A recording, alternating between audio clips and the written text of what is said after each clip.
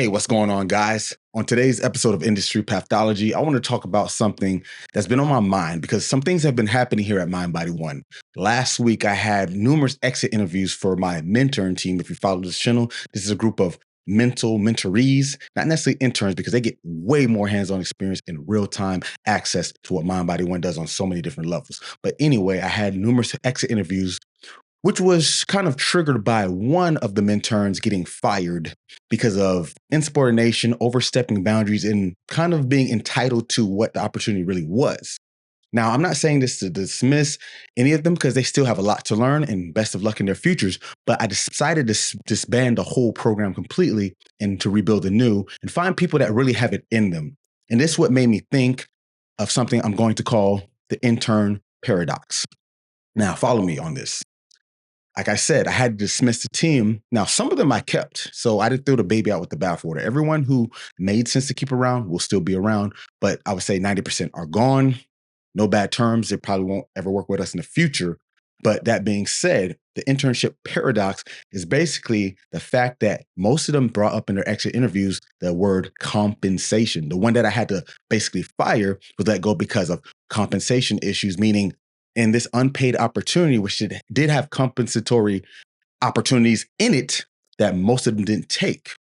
But that was the word that kept coming up.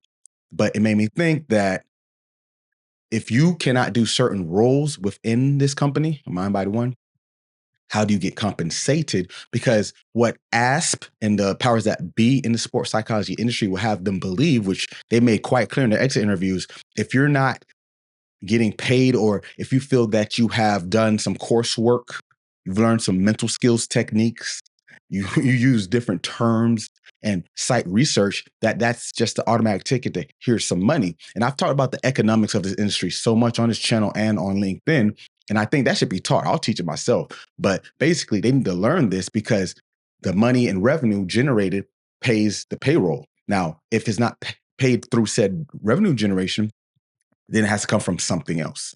Now, I do have people on my payroll that are paid from the surplus of other contracts because why?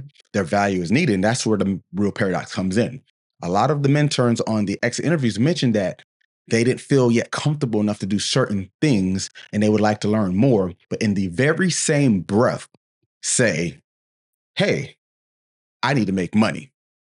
Now, this is Nicholas Davenport taking off his mentor hat and putting on his this is real life and the real world business, how it really works. You can't sit there and say, I want something I deserve, because no one deserves anything. That's first and foremost. You earn what you get. You don't sit in a classroom for a year, 2 years. You don't sit and learn some jargon and think that you're just this encyclopedia of knowledge. No, that comes from real world experience. But that in lies the paradox. You have to do more work. But guess what? In this industry specifically, but not just mental performance, but usually in most industries, there's a shortage. So if you can't get the opportunities to an actual job, you have to do it as an intern or through how we're doing it. But that's the problem. Most people don't want to do that. They want to be the butterfly without the caterpillar. And that's the issue. I can't give you an opportunity. We have sites with some major organizations. I just got off the phone to a leader of a major organization. You don't get to that point just because they like you, just because you can recite some skills. No, my knowledge is definitely the groundwork of why they work for me. But it's the things I deliver between the lines. I'm a solution. I'm a problem solver. When I started that contract, there were so many things that weren't laid out that I made systems around, and now they're being implemented with me not even being there. That's what they pay me for. They don't pay me for a master's degree in sport and performance psychology. They don't pay me for box breathing and self-talk. And that's the problem, you professors. I'm putting this on you because they don't see me. I taught undergrad sports psychology. They come to me wanting opportunities, but when they see that, oh, I have to work beyond the BS that my professors had me doing these mock assignments, because in my mentorship program, every assignment had to do with direct contracts. They were getting opportunities to work with large sheriff offices, billion-dollar corporations, world champions, potential Olympians, and some of them scoffed at it because they think they're more entitled to more. But I can't give you more if you can't do more. How many of you watching this are currently in your program or about to graduate, or maybe just recently graduated, and you feel that you deserve, I'm going to use that word again, I hate that word. 3 words I'll never use or very rarely use: is deserve, bored, and no.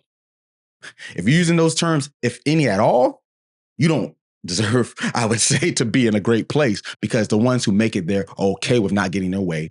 They're okay with saying yes to opportunities that may be big or maybe not, and they don't get bored. They make things happen. And that was one of the biggest things some of the exit interviews showed me, that they said, oh, more structure, more this. To be fair, I'm not all over the place. I gave structure, but a big part of this industry, let alone my business, is being able to find solutions, problem solve.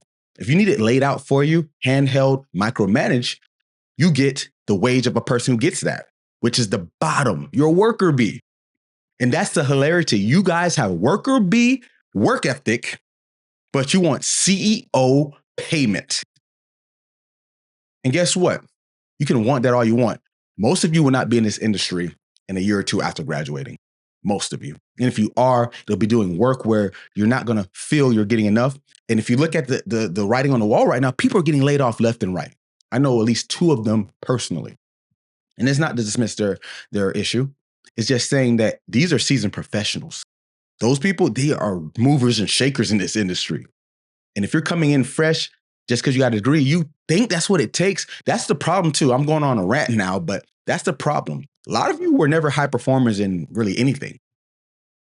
Maybe school, but being high performer in school means bullshit. Excuse my French. You can recite and remember formulas or facts. Great for you. Most millionaires or billionaires were middle of the road, decent students, but they weren't top of their class. So if that's where you fall, maybe you should just be a researcher. That's cool. We need that. I applaud them, but at least they stay in their lane. But if you want to be out here in the field, that in lies a paradox again. You have to now go against people like me. Like they say, I'm not locked in here with you. You're locked in here with me. I'm your competition. So when my mentoring team didn't see the writing on the wall, it's kind of sad. But it's like you effectively say, I'm going to put my hat in the ring against a guy that probably will crush me in the sense of entrepreneurship, at least. Organizationally, I obviously have no interest in that from that standpoint. But we can't sit here and keep letting these students think that for the simple fact that they exist, they should be put in a role when they admittedly don't have the experience. That's an oxymoron. It just doesn't work that way. So I implore you guys to seek out internships, to seek out something like I'm offering, because I'm not the only one giving hands-on experience, but you have to humble yourself. You know nothing. Socrates, right? Only thing that I know is that I know nothing. That's gotten me far in life. Because this is me, once again, taking off the mentor hat. I have never come to any of my mentors talking like some of these people have talked to me. We're mental performance. This is me getting it off my chest like a bench press, right? It's like you, no matter what, you should act humble to the point, even if you do know more, you shut up. Because more than likely, they probably know something that you don't, that wasn't put in some textbook, wasn't put on some CNPC certification. These are the intangibles that get you the 6-figure deals, that get you consulting with the world's best. But hey, what do I know? That's my pathology.